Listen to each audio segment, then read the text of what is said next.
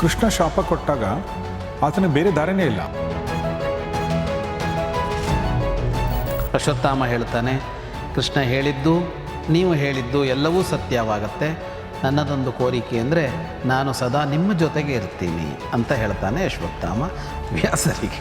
ಸರಿ, ಇದು ಅಶ್ವತ್ಥಾಮನ ಕಥೆ ಹೀಗೆ ಮುಗಿಯತ್ತೆ. ಮಹಾಭಾರತದಲ್ಲಿ ಮತ್ತಿನ್ನು ಅಶ್ವತ್ಥಾಮನ ಪ್ರವೇಶ ಇಲ್ಲ. ಆ ಮಣಿಯನ್ನು ಅವನು ತೆಗೆದುಕೊಟ್ಟಿದ್ದು ಯುಧಿಷ್ಠಿರನಿಗೇನೆ ಅಶ್ವತ್ಥಾಮ. ಆದರೆ ಇವನು ಅಲ್ಲಿಯೇ ಅದನ್ನು ತೆಗೆದು ಭೀಮನ ಕೈಯಲ್ಲಿ ಕೊಟ್ಟಿದ್ದ. ದ್ರೌಪದಿ ಎದುರು ಒಂದು ಮಾಡಬೇಕಲ್ಲ. ಈಗ ಯುಧಿಷ್ಠಿರ ಕೊಟ್ಟರೆ ನಿಜವಲ್ಲ ಕೊಂದ ನೀನು ಅಂತ ಕೇಳ್ಬೋದು. ಗುರುಪುತ್ರೋ ಗುರುರ್ಮಮ, ಅವನು ಗುರುವಿನ ಪುತ್ರ, ನನಗೆ ಅವನು ಗುರು ಅಂತ ಹೇಳ್ತಾಳೆ ದ್ರೌಪದಿ.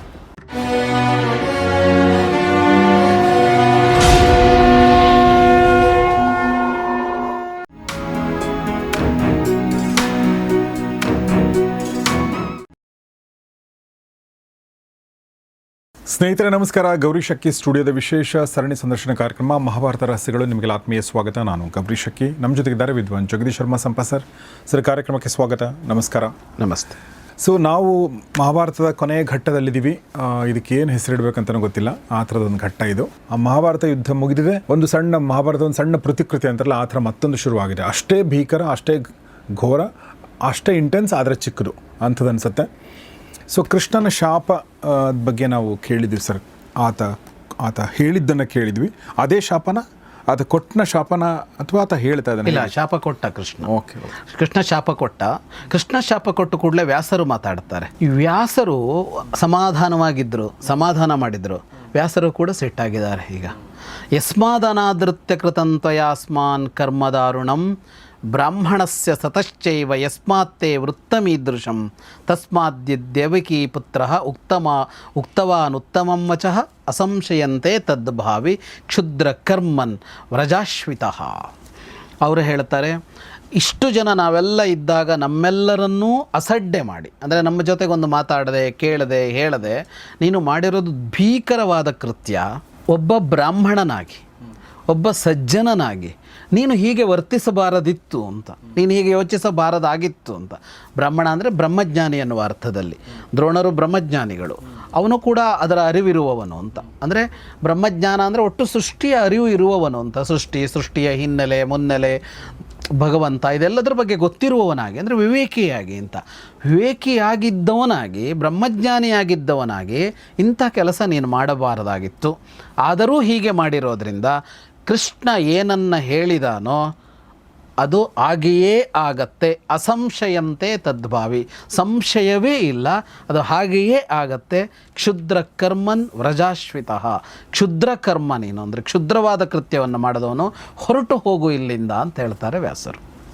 ಅಂದರೆ ವ್ಯಾಸರು ಸಿಟ್ಟಾಗಿದ್ದೇ ಇಲ್ಲ ಮಹಾಭಾರತದಲ್ಲಿ, ಇಲ್ಲಿ ಮಾತಾಡ್ತಾರೆ. ಅಶ್ವತ್ಥಾಮ ಅವರಿಗೆ ಹೇಳ್ತಾನೆ, ಸಹೈವ ಭವತಾ ಬ್ರಹ್ಮನ್ ಸ್ಥಾಸ್ಯಾಮಿ ಪುರುಷೇಶ್ವಹಂ ಸತ್ಯವಾಗಸ್ತು ಭಗವಾನ್ ಅಯಂಚ ಪುರುಷೋತ್ತಮ.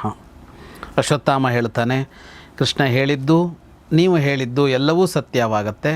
ನನ್ನದೊಂದು ಕೋರಿಕೆ ಅಂದರೆ ನಾನು ಸದಾ ನಿಮ್ಮ ಜೊತೆಗೆ ಇರ್ತೀನಿ ಅಂತ ಹೇಳ್ತಾನೆ ಅಶ್ವತ್ಥಾಮ ವ್ಯಾಸರಿಗೆ.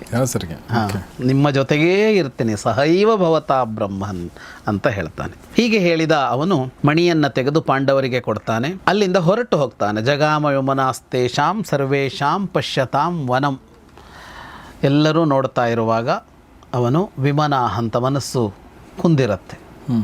ಸೀದಾ ಹೋಗಿ ಕಾಡನ್ನು ಪ್ರವೇಶ ಮಾಡ್ತಾನೆ. ಗಂಗಾ ನದಿಯ ದಡದಲ್ಲಿದ್ದರಲ್ಲ, ಹೋಗಿ ಕಾಡನ್ನು ಪ್ರವೇಶ ಮಾಡ್ತಾನೆ. ಇದು ಅಶ್ವತ್ಥಾಮನ ಕಥೆ ಹೀಗೆ ಮುಗಿಯತ್ತೆ. ಮಹಾಭಾರತದಲ್ಲಿ ಮತ್ತಿನ್ನು ಅಶ್ವತ್ಥಾಮನ ಪ್ರವೇಶ ಇಲ್ಲ, ಮುಗಿದೋಯ್ತು ಅವನದ್ದು ಇಲ್ಲಿಗೆ. ಹೀಗೆ ಅಂದರೆ ಪ್ರಾಯಶಃ ಕೊನೆಗೊಂದು ಪಶ್ಚಾತ್ತಾಪದ ಭಾವಕ್ಕೆ ಅಶ್ವತ್ಥಾಮ ಬಂದಿದ್ದರೆ ಇಷ್ಟ ಆಗುತ್ತಾ ಇರಲಿಲ್ಲ. ಅಶ್ವತ್ಥಾಮ ಮುಂದುವರಿತಿದ್ದ, ಹಳೆಯದೆಲ್ಲ ಮರೀತಿದ್ರು, ಅವನಲ್ಲೇ ಮುಂದುವರ್ಕೊಂಡು ಹೋಗ್ತಾ ಇದ್ದ. ಅಲ್ಲೇ ಇರ್ಬೋದಾಗಿತ್ತು ಅವನು. ಹಸ್ತಿನಪುರದಲ್ಲಿದ್ದು ಈಗ ಗುರುಕುಲ ಇತ್ತು, ಅವನು ಮುನ್ನಡೆಸ್ಬೋದಾಗಿತ್ತು. ಪರೀಕ್ಷಿತನಿಗೋ ಜನಮೇಜನಿಗೋ ಇವನು ಗುರುವಾಗ್ಬೋದಾಗಿತ್ತು. ಇವನದೇ ಆದ ಒಂದು ರಾಜ್ಯವೂ ಇತ್ತು. ಆಗಾದರೂ ದೃಪದನ ಕಾಲದಲ್ಲಿ ಇವರು ಉತ್ತರ ಪಾಂಚಾಲ ಪಡ್ಕೊಂಡಿದ್ರಲ್ಲ, ಆ ರಾಜ್ಯ ಇವರದ್ದಾಗಿತ್ತು. ಹಾಗಾಗಿ ಅಶ್ವತ್ಥಾಮ ಚೆನ್ನಾಗಿ ಬದುಕು ಮಾಡೋದಕ್ಕೆ ಬರ್ತಿತ್ತು. ಆದರೆ ಅದನ್ನು ಮಾಡದಂತೆ ಆಗಿಬಿಡ್ತು. ಯಾಕೆ ಅಂತ ಅಂದರೆ ತಾನು ಮಾಡಿದ್ದು ತಪ್ಪು ಅನ್ನುವ ಒಂದು ಭಾವ ಕೊನೆ ಹಂತದಲ್ಲೂ ಬರದೇ ಹೋಯ್ತಲ್ಲ, ಆಗ ಇಷ್ಟು ಶಿಕ್ಷೆಗೆ ಗುರಿಯಾಗಬೇಕಾಯ್ತು, ಎಲ್ಲ ಕಳೆದುಕೊಳ್ಳಬೇಕಾಯ್ತು ಅಶ್ವತ್ಥಾಮ. ಆಕಸ್ಮಿಕವಾಗಿ ಘಟಿಸತ್ತಲ್ಲ, ಅದನ್ನು ಎಷ್ಟು ಬೇಗ ಸಾಧ್ಯವೋ ಅಷ್ಟು ಬೇಗ ನಾವು ಅದನ್ನು ಅರ್ಥ ಮಾಡ್ಕೋಬೇಕು, ನನ್ನ ಕಡೆಯಿಂದ ತಪ್ಪಾಗಿದೆ ಅಂತ. ಆ ಭಾವಕ್ಕೆ ನಾವು ಇಳಿಬೇಕು. ಅದಿಲ್ಲ, ನಾನು ಮಾಡಿದ್ದೆ ಸರಿ ಇದೆ, ಅದನ್ನು ಹಾಗೆಯೇ ಸಾಧಿಸ್ತೀನಿ ಅಂತ ಹೊರಟಾಗ ಇಂಥದ್ದಾಗತ್ತೆ. ಎಸ್. ಸೊ ಅಲ್ಲಿಗೆ ಅಶ್ವತ್ಥಾಮನ ಪ್ರಕರಣ ಮುಕ್ತಾಯಗೊಳ್ಳುತ್ತೆ. ಆಮೇಲೆ ಅವನು ಆ ಶಾಪ ಅಂದರೆ ಈಗ ನೋಡಿ, ಅಂದರೆ ಆ ಕೃಷ್ಣ ಶಾಪ ಕೊಟ್ಟಾಗ ಆತನಿಗೆ ಬೇರೆ ದಾರಿನೇ ಇಲ್ಲ, ಒಪ್ಕೊಳ್ಳೋದು ಬಿಟ್ಟು ಬೇರೆ ದಾರಿನೇ ಇಲ್ಲ, ಏನು ಮಾಡೋ ಹಂಗಿಲ್ಲ, ಹಾಗೇ ಆಗತ್ತೆ. ವ್ಯಾಸರು ಬೇರೆ ಸೇರಿಸ್ಬಿಟ್ರು ಅದಕ್ಕೆ, ಹಾಗೆ ಆಗತ್ತೆ ಅಂದ್ರೆ ಈಗ ವ್ಯಾಸರೂ ಶಾಪ ಕೊಟ್ಟಂತಾಯ್ತು, ಹಾಗೆಯೇ ಆಗಲಿ ಅಂತಲೇ ಅವ್ರು ಹೇಳ್ದಾಗಾಯ್ತು. ಓಕೆ. ಅಂದರೆ ಇಬ್ಬರು ಶಾಪ ಕೊಟ್ಟಂತಾಯ್ತು, ಅವನಿಗೆ ಬೇರೆ ದಾರಿ ಇಲ್ಲ. ಒಂದು ಕೇಳ್ಕೊಂಡ ಅವರಲ್ಲಿ, ನಿಮ್ಮ ಜೊತೆಗಿರ್ತೀನಿ ಅಂತ. ಅದು ನಿಮ್ಮ ಜೊತೆಗಿರ್ತೀನಿ ಅಂದ್ರೆ ಅರ್ಥ ಏನು ಅಂದರೆ, ಈಗ ವ್ಯಾಸರು ಸಾಧಾರಣ ಅವರು ಅಲ್ಲೇ ಎಲ್ಲೋ ಇರ್ತಾರಲ್ಲ, ಪರ್ಣಕುಟೀರ ಮಾಡಿ ಕಾಡಿನಲ್ಲಿ ತಪಸ್ ಮಾಡ್ತಾ ಇರ್ತಾರಲ್ಲ, ನಿಮ್ಮ ಜೊತೆಗಿರ್ತೀನಿ ನಾನು ಅಲ್ಲೆಲ್ಲೋ ಒಂದು ಕಡೆಗೆ, ನೀವೆಲ್ಲಿರ್ತೀರೋ ಅಲ್ಲಿರ್ತೀನಿ. ಸೊ ಆಮೇಲೆ ಕ್ಯಾರೆಕ್ಟರ್ ಬರುತ್ತೆ ಇಲ್ಲ, ಅಶ್ವತ್ಥಾಮನ ಕ್ಯಾರೆಕ್ಟರ್ ಬೇರೆ ಯಾರು ಬರಲ್ಲ ಮಹಾಭಾರತದಲ್ಲಿ ಮತ್ತು ಉಲ್ಲೇಖವೇ ಇಲ್ಲ ಅವನು. ಅಂದರೆ ನೀವು ಹೇಳಿದ್ರಲ್ಲ ಅಲ್ಲೆಲ್ಲೂ ಬರಲ್ಲ, ಕಥಾಸರಿತ್ ಅಲ್ಲ ಅಲ್ಲಿ ಬರಲ್ಲ, ಅಲ್ಲಿ ಯಾವುದೂ ಬರಲ್ಲ, ಅದು ಬೇರೆ ಥರದ್ದೇ ಕಥೆ ಹೋಗುತ್ತೆ, ಅಲ್ಲೆಲ್ಲೂ ಬರಲ್ಲ. ಉಳಿದಂತೆ ಅವನ ಬಗ್ಗೆ ಕಥೆಗಳು ಜನಪದದಲ್ಲಿ ಬೇಕಷ್ಟು ಕಥೆಗಳಿವೆ. ಜನಪದ ಅಂದರೆ ಜನರ ಮಾತುಗಳಲ್ಲಿ ಬೇಕಷ್ಟು ಅಶ್ವತ್ಥಾಮನ ಬಗ್ಗೆ ಮುಂದಿನ ಕಥೆಗಳೆಲ್ಲ ಇವೆ. ಏನು ಕಥೆಗಳಿದೆ ಸರ್? ಅವನಿದ್ದ, ಅವನು ಕಾಣಿಸ್ತಾನೆ, ನೀವು ಹೇಳಿದ್ರಲ್ಲ ನರಳೋದು ಕೇಳಿಸತ್ತೆ ಇತ್ಯಾದಿಗಳೆಲ್ಲ. ಈ 3000 ವರ್ಷ ಅಂದರೆ ಮಹಾಭಾರತ ಮುಗಿದು 5000 ವರ್ಷ ಆಗಿದೆ ಈಗ ಅಂತ ಲೆಕ್ಕ. ಆ ಮಹಾಭಾರತದ ಲೆಕ್ಕಾಚಾರ ತಗೊಂಡ್ರೆ ಇಲ್ಲಿಗೆ 5 ವರ್ಷ ಆಗಿದೆ ಅಂತ. ಹಾಗಾಗಿ ಈಗ ಅವನ ಶಾಪ ಮೋಕ್ಷವೂ ಆಗಿದೆ ಅಂತ ಅನ್ಕೋಬೇಕಾಗತ್ತೆ. ಸೊ ಹಾಗೆ ಅಶ್ವತ್ಥಾಮನ ಪ್ರಕರಣ ಮುಕ್ತಾಯಗೊಳ್ಳಿತು. ಸೊ ಮುಂದೆ ಸರ್, ಈಗ ಅವನ ಮಣಿ ಕೊಟ್ಟು ಹೊರಟೋದ್ನಲ್ಲ, ಪಾಂಡವಾಶ್ಚಾಪಿ ಗೋವಿಂದಂ ಪುರಸ್ಕೃತ್ಯ ಹತದ್ವಿಷಃ ಕೃಷ್ಣದ್ವೈಪಾಯನಂಚೈವ ನಾರದಂಚ ಮಹಾಮುನಿಂ ದ್ರೋಣಪುತ್ರಸ್ಯ ಸಹಜಂ ಮಣಿಮಾದಾಯ ಸತ್ವರಾಹ ದ್ರೌಪದೀಮಭ್ಯದಾವಂತ.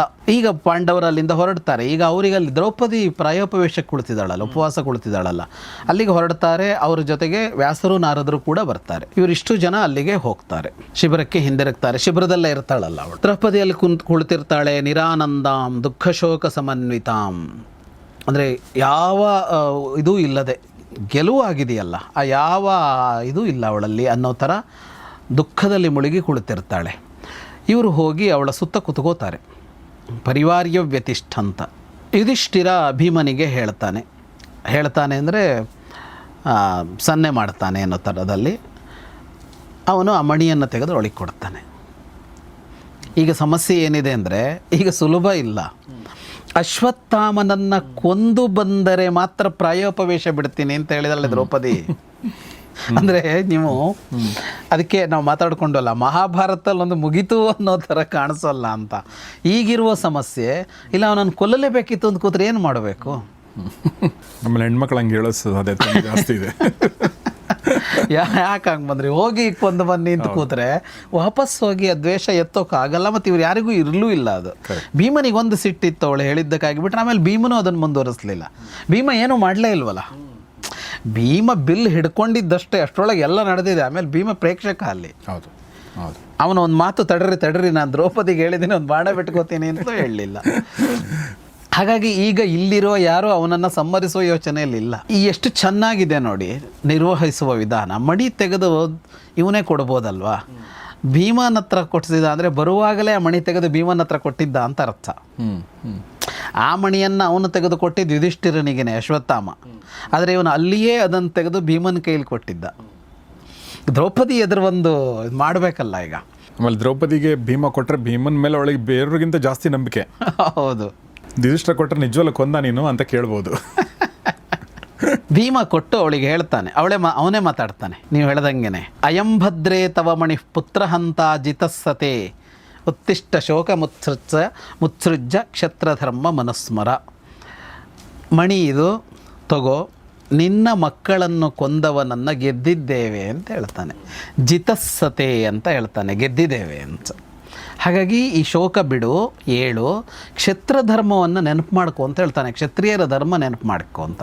ಅಂದರೆ ಕ್ಷತ್ರಿಯ ಧರ್ಮ ನೆನಪು ಮಾಡ್ಕೊ ಅಂದ್ರೆ ಅರ್ಥ ಏನು ಅಂತ ಅಂದರೆ, ಅವಳು ಕ್ಷತ್ರಿಯ ವಂಶದಲ್ಲಿ ಇದ್ದ ಮೇಲೆ, ಕ್ಷತ್ರಿಯರ ಮಗಳಾಗಿ, ಕ್ಷತ್ರಿಯರ ಪತ್ನಿಯಾಗಿ, ಕ್ಷತ್ರಿಯನೊಬ್ಬನ ತಾಯಿಯಾಗಿದ್ದ ಮೇಲೆ, ಅಂದರೆ ಒಬ್ಬ ಯೋಧನ ಮಗಳು, ಯೋಧನ ಮಡದಿ, ಯೋಧನ ತಾಯಿ ಆದಮೇಲೆ ಯುದ್ಧದಲ್ಲಿ ಸಾವಾಗೋದು ಅನ್ನೋದು ಒಂದು ಇದ್ದೇ ಇರುತ್ತಲ್ವ ಅಂತ. ನಮ್ಮಂಥ ಸಾಮಾನ್ಯರಂತೆ ಅಲ್ವಲ್ಲ, ಯಾವಾಗ ಬೇಕಿದ್ರೂ ಅವರು ಸಾಯಬಹುದು ಅನ್ನೋದು ಅವರಿಗೆ ಗೊತ್ತೇ ಇರುತ್ತಲ್ಲ. ಅದನ್ನು ಹೇಳ್ತಾನೆ ಭೀಮ, ಕ್ಷತ್ರಿಯಾಣಿ ಅಲ್ವಾ ನೀನು ಅಂತ. ನೀನು ಅವನ ನೆನಪಿಸ್ತಾನೆ. ನೀನು ಕೃಷ್ಣ ಸಂಧಾನಕ್ಕೆ ಅವತ್ತು ಹೊರಟಾಗ, ಪ್ರಯಾಣೇ ವಾಸುದೇವಸ್ಯ ಶಮಾರ್ಥಂ ವಸಿತೆ ಕ್ಷಣೆ, ಕೃಷ್ಣ ಸಂಧಾನಕ್ಕೆ ಹೊರಟಿದ್ನಲ್ಲ, ಆಗ ನೀನು ಆಡಿದ್ದ ಮಾತನ್ನೆಲ್ಲ ನೆನಪು ಮಾಡ್ಕೋ. ನೀನಾಗ ಏನು ಹೇಳಿದ್ದೆ? ನೈವಮೇ ಪತಯಸ್ಸಂತಿ ನ ಪುತ್ರ ಭ್ರಾತರೋ ನಚ ನೈವತ್ತಮಪಿ ಗೋವಿಂದ ಶಮಮಿಚ್ಛತಿ ರಾಜನಿ. ಅವನಲ್ಲಿ ಹೋಗಿ ನೀವು ಶಾಂತಿಗಾಗಿ ಪ್ರಯತ್ನಿಸ್ತಾ ಇದ್ದೀರಿ ಅಂದರೆ, ನನ್ನ ಭಾಗಕ್ಕೆ ನನ್ನ ಪತಿಯರೂ ಇಲ್ಲ, ನನ್ನ ಮಕ್ಕಳೂ ಇಲ್ಲ, ನನ್ನ ಅಣ್ಣ ತಮ್ಮಂದಿರೂ ಇಲ್ಲ, ನೀನೂ ಇಲ್ಲ ಅಂತ ಹೇಳಿದ್ದೆ ನೀನು. ಅಂದರೆ ಅರ್ಥ ಏನು ಅಂತ ಅಂದರೆ, ಯುದ್ಧ ಆಗಬೇಕು ಅಂತ ಹೇಳಿದ್ದೆ ನೀನು. ಯುದ್ಧ ಆಗಬೇಕು ಅನ್ನೋದು ನಿಂದೆ. ಉಕ್ತವತ್ಯಸಿ ಧೀರಾಣಿ ವಾಕ್ಯಾನಿ ಪುರುಷೋತ್ತಮಂ. ಅವತ್ತಾಡಿದ ಮಾತುಗಳೆಲ್ಲ ಇದೆಯಲ್ಲ, ಕ್ಷತ್ರಧರ್ಮಾನುರೂಪಾಣಿ. ನೀನಾಡಿದ ಮಾತಲ್ಲೇನೂ ತಪ್ಪಿಲ್ಲ. ಒಬ್ಬ ಕ್ಷಾತ್ರಿಯಾಣಿ ಹೇಳಬೇಕಾದ ಮಾತದು. ಕ್ಷತ್ರಿಯಳೊಬ್ಬಳು ಆಡಬೇಕಾದ ಮಾತನ್ನೇ ಆಡಿದ್ದೆ. ತಾನಿ ಸಂಸ್ಮರ್ತು ಮರಸ್ಯ, ಅದನ್ನು ಈಗ ನೆನಪು ಮಾಡ್ಕೋ ಅಂತ ಹೇಳ್ತಾನೆ. ಈಗ ನೆನಪು ಮಾಡಿ. ಯುದ್ಧ ಆಗಬೇಕು ಅಂತಂದಾಗ ಇದಿಷ್ಟನ್ನು ನಿರೀಕ್ಷಿಸಿ ಆಡಿದ್ದೆ ಅಲ್ವಾ ಅಂತ. ಅದ್ರ ಏನಾಯಿತು ಅಂತ ಅಂದರೆ, ಹತೋ ದುರ್ಯೋಧನ ಪಾಪ ರಾಜ್ಯಸ್ಯ ಪರಿಪಂಥಕಃ. ದುರ್ಯೋಧನ ಸತ್ತಾಯಿತು. ನಮ್ಮ ರಾಜ್ಯವನ್ನು ಯಾರು ಕಿತ್ತುಕೊಂಡಿದ್ನೋ ಆ ದುರ್ಯೋಧನ ಸತ್ತ. ದುಶ್ಯಾಸನಸ್ಯ ರುಧಿರಂ ಪೀತಂ, ದುಶ್ಯಾಸನನ ರಕ್ತ ಕುಡಿದಾಯಿತು ನಾನು. ಇಷ್ಟಾದ ಮೇಲೆ ವೈರ ಮುಗಿತು. ವೈರಸ್ಯ ಗತ ಮಾಂದ್ರಣ್ಯಂ. ಈಗ ವೈರ ಇಲ್ಲ, ದ್ವೇಷ ಮುಗಿತು. ಹಾಗಾಗಿ ಇನ್ನೂ ಅದನ್ನು ಬೆಳೆಸುವಂತಿಲ್ಲ. ಕೊಂದಾದ ಮೇಲೆ ದ್ವೇಷ ಮುಗೀತು ಅಂತ. ಮರಣಾಂತಾನಿ ವೈರಾಣಿ, ರಾಮನ ಮಾತು ಇದು ರಾಮಾಯಣದಲ್ಲಿ. ಯಾವುದಾದ್ರೂ ಒಬ್ಬ ವ್ಯಕ್ತಿಯ ಬಗ್ಗೆ ದ್ವೇಷ ಇದ್ದರೂ ಸಾಯುವವರೆಗೆ ಮಾತ್ರ ಅಂತ. ಅವನು ಸತ್ತ ಮೇಲೆ ಅವನ ಮೇಲೆ ದ್ವೇಷ ಬೆಳೆಸಬಾರದು ಅಂತ. ಈಗ ವೈರ ಮುಗಿದಿದೆ. ಜಿತ್ವಾ ಮುಕ್ತೋ ದ್ರೋಣಪುತ್ರ ಬ್ರಾಹ್ಮಣ್ಯಾದ್ ಗೌರವೇಣ ಚ. ಅಶ್ವತ್ಥಾಮನನ್ನು ಗೆದ್ದಿದ್ದೇವೆ ನಾವು. ಗೆದ್ದು ಅವನನ್ನು ಬಿಟ್ಟಿದ್ದೇವೆ. ಯಾಕೆ ಅಂತ ಅಂದರೆ, ಅವನೊಬ್ಬ ಬ್ರಹ್ಮಜ್ಞಾನಿ ಅನ್ನುವ ಗೌರವದ ಕಾರಣಕ್ಕೆ. ಹಾಗಾಗಿ ಕೊಂದಿಲ್ಲ ಅನ್ನೋದನ್ನು ಪರ್ಯಾಯವಾಗಿ ಹೇಳ್ತಾ ಇದ್ದಾನೆ. ಆದರೆ ಯಶೋಸ್ಯ ಪಾತಿತಂ ದೇವಿ ಶರೀರಂ ತ್ವವಶೇಷಿತಂ. ಅವನ ದೇಹ ಮಾತ್ರ ಉಳಿಸಿದ್ದೀವಿ, ಅವನ ಯಶಸ್ಸನ್ನು ಸಂಪೂರ್ಣವಾಗಿ ನಾಶ ಮಾಡಿದ್ದೀವಿ. ಅವನ ಮಣಿಯನ್ನು ಕಿತ್ತುಕೊಂಡಿದ್ದೀವಿ. ವಿಯೋಜಿತಶ್ಚ ಮಣಿನ ನ್ಯಾಸಿತಶ್ಚಾಯುಧಂ ಭುವಿ. ಅವನಲ್ಲಿರುವ ಎಲ್ಲ ಅಸ್ತ್ರಗಳನ್ನು ಕೆಳಗಿಳಿಸಿದ್ದೀವಿ. ಅವನಿನ್ನು ಅಸ್ತ್ರಧಾರಣೆ ಮಾಡೋಲ್ಲ. ಅಶ್ವತ್ಥಾಮ ಇನ್ನೂ ಅಸ್ತ್ರಶಸ್ತ್ರಗಳನ್ನೇ ಬಳಸೋಲ್ಲ. ಇಷ್ಟೂ ಮಾಡಿದ್ದೀವಿ ಅಂತ ಹೇಳ್ತಾನೆ. ಕೊಂದಿಲ್ಲ, ಆದರೆ ಅವನು ಉಳಿದೇ ಇಲ್ಲ ಅನ್ನೋ ಥರ ಆಗಿದೆ ಅಂತ. ದ್ರೌಪದಿ ಅದಕ್ಕೆ ಉತ್ತರ ಕೊಡ್ತಾಳೆ. ಕೇವಲ ನೃಣ್ಯಮಾಪ್ತಾಸ್ಮಿ ಗುರುಪುತ್ರೋ ಗುರುರ್ಮಮ. ಮುಗೀತು ದ್ವೇಷ ಅಂತ ಹೇಳ್ತಾಳೆ ಅವಳು. ಋಣಮುಕ್ತಳಾದೆ ನಾನು. ಅಂದರೆ ದ್ವೇಷ ಅನ್ನೋ ಋಣ ಉಳ್ಕೊಂಡಿಲ್ಲ. ಗುರುಪುತ್ರೋ ಗುರುರ್ಮಮ. ಅವನು ಗುರುವಿನ ಪುತ್ರ, ನನಗೆ ಅವನು ಗುರು ಅಂತ ಹೇಳ್ತಾಳೆ ದ್ರೌಪದಿ. ಕೊಲ್ಲಬೇಕು ಅಂತ ಹೇಳಲ್ಲ. ಗುರು ಸಮಾನ ಅವನು ಅಂತ ಹೇಳ್ತಾಳೆ. ಗುರು ಸಮಾನ ಅಲ್ಲ, ಗುರು ಅವನು ಅಂತ. ಯಾಕೆಂದರೆ ಗುರುಪುತ್ರ ಅಂತ ಹೇಳ್ತಾಳೆ ದ್ರೌಪದಿ. ಇದು ದ್ರೌಪದಿ. ಒಂದು ಸಲ ಬಂತದ್ದು. ಇವರೇನು ಮಾಡ್ತಾರೆ, ಮುಂದುವರಿಸ್ತಾರ ಅಂತ. ಈಗ ಅಶ್ವತ್ಥಾಮ ಮುಂದುವರಿಸಿದ್ನಲ್ಲ, ಇವರ ಮಕ್ಕಳನ್ನು ಕೊಂದ ಮೇಲೆ ದ್ರೌಪದಿ ಇದನ್ನು ಮುಂದುವರಿಸ್ತಾಳ, ಈ ದ್ವೇಷವನ್ನು. ಪಾಂಡವರು ಮುಂದುವರಿಸ್ತಾರ ಅಂದರೆ ಇಲ್ಲ, ಅವರು ಪೂರ್ಣ ವಿರಾಮ ಇಟ್ಟರು. ಅದಕ್ಕೆ ಮುಂದುವರಿಸಬಾರದು, ಋಣ ಕಳೀತು ಅಂತ. ಮುಗೀತು, ಇನ್ನೂ ದ್ವೇಷ ಅನ್ನೋದಿಲ್ಲ ಅಂತ ನಿಲ್ಲಿಸಿದರು ಅವರು. ಶಿರಸ್ಯೇತಂ ಮಣಿಂ ರಾಜ ಪ್ರತಿಬಧ್ನಾತು ಭಾರತ. ಈ ಮಣಿ ಯುಧಿಷ್ಠಿರ ಇದನ್ನು ಧರಿಸಲಿ ಅಂತ ಹೇಳ್ತಾಳೆ. ಅದನ್ನು ಯುಧಿಷ್ಠಿರ ಸ್ವೀಕಾರ ಮಾಡಿ ತಲೆಯಲ್ಲಿ ಇಟ್ಕೊಳ್ತಾನೆ. ಎರಡೂ ಕಾರಣಕ್ಕಾಗಿ ಇಟ್ಕೊಂಡಂತೆ. ಗುರೋರುಚ್ಛಿಷ್ಟಮಿತ್ಯೇವ ದ್ರೌಪದ್ಯ ವಚನಾದಪಿ. ಗುರುವಿನ ಪ್ರಸಾದ ಅನ್ನುವ ಕಾರಣದಿಂದ, ದ್ರೌಪದಿ ಹೇಳಿದಾಳೆ ಅನ್ನುವ ಕಾರಣದಿಂದ ಇಟ್ಕೊಂಡಂತೆ. ಇಷ್ಟು ಮಾಡಿದ ಮೇಲೂ ಇವರಿಗೆ ಅಶ್ವತ್ಥಾಮನ ಮೇಲೆ ಗುರು ಅನ್ನುವ ಗೌರವ ಹೋಗೋದಿಲ್ಲ.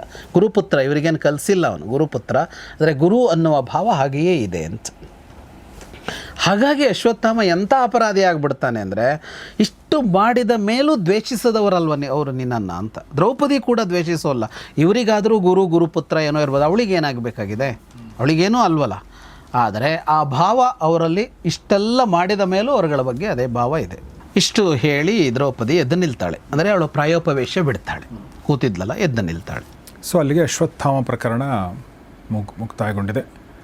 ಸೊ ಅಶ್ವತ್ಥಾಮ ಹತನಾದರೂ, ಅಂದರೆ ಅಶ್ವತ್ಥಾಮ ಅವನು ಶಾಪಕ್ಕೆ ಗುರಿಯಾಗಿ ಅವನು ಹೋದರೂ ಕೂಡ ಮನಸ್ಸಲ್ಲಿ ಅವನ ಕ್ಯಾರೆಕ್ಟರೇ ಉಳಿಯುತ್ತೆ. ಯಾಕಂದರೆ ಅಂಥ ಒಂದು ಕ್ಯಾರೆಕ್ಟರ್ ಅದು ಅಶ್ವತ್ಥಾಮನ ಕ್ಯಾರೆಕ್ಟರು. ಅಂದರೆ ಉಳಿಯತ್ತೆ ಅಂದರೆ ಎರಡು ಥರ ಉಳಿಯತ್ತೆ ಸರ್. ಈಗ ಮೊದಲು ಅವನ ಮೇಲೆ ಸಿಟ್ಟು ಬರುತ್ತೆ, ಆಮೇಲೆ ಅವನು ಅನುಭವಿಸಬೇಕಾದ ಶಾಪ ಇದೆಯಲ್ಲ, ಅಂದರೆ ಎಂಥ ಪೆದ್ದ ಎಂಥ ಬದುಕು ಕಳೆದುಕೊಂಡು ಬಿಟ್ನಲ್ಲ ಅಂತ ಅನ್ಸತ್ತೆ ಅಂತ ಇವರು ಸ್ವೀಕಾರ ಮಾಡಿರ್ತಾ ಇದ್ರು. ಇನ್ನು ದ್ವೇಷ ಇರುತ್ತಿರಲಿಲ್ಲ, ಯಾಕಂದ್ರೆ ಅವರಿಗೆ ಇವನಿಗೆ ಏನೂ ಇರಲಿಲ್ಲ, ಯಾಕೆ ಬದುಕು ಹಾಳು ಮಾಡ್ಕೋಬೇಕಾಗಿತ್ತು ಅಂತ ಕಾಣಿಸುತ್ತೆ. ಕಳ್ಕೊಂಡು ಬಿಟ್ನಲ್ಲ ಒಂದು ಕ್ಷಣದ ಇದರಿಂದಾಗಿ ಮನಸ್ಸು ವಿಫಲಗೊಳ್ಳುತ್ತೆ ಅವ್ನು ನೆನೆಸ್ಕೊಂಡ್ರೆ ಅಲ್ವಾ. ಅಂದರೆ ಆಮೇಲೆ ನಮಗೆ ಅಯ್ಯೋ ಪಾಪ ಅನ್ನೋ ಥರ ಅನ್ನಿಸ್ತಾ ಹೋಗುತ್ತೆ. ಅವನಿಗಾಗಲ್ಲ, ಸ್ವಾರ್ಥಕ್ಕಾಗಲ್ಲ, ಯಾರೋ ದುರ್ಯೋಧನ ಅವನಿಗೇನೋ ಆಯಿತು ಅಂತ ಇವನು ಸಿಟ್ಟು ಮಾಡ್ಕೊಳ್ತಾ ಏನೇನೋ ಮಾಡಿ ದೃಷ್ಟದ್ಯುಮ್ನನ ಕೊಂದಲ್ಲಿವರೆಗೆ ಅವನನ್ನು ಒಪ್ಕೊಳ್ಳೋಕೆ ಬರುತ್ತೆ. ಅದರ ಅನಂತರದ್ದು ಯಾವುದು ಅವನ ಅವಿವೇಕತನವೇ ಕಾಣಿಸ್ತಾ ಹೋಗುತ್ತೆ. ಮತ್ತು ಅದರ ಹಿಂದೂ ಕೃಪಾಕೃತ ವರ್ಮ ಬೇಕಷ್ಟು ಹೇಳಿ, ಅದರಂತ ಕೃಪರು ತುಂಬ ಹೇಳ್ತಾರಲ್ಲ, ಬೇಡ ರಾತ್ರಿ ಹೋಗೋದು ಬೇಡ, ಬೆಳಗ್ಗೆ ಹೋಗೋಣ.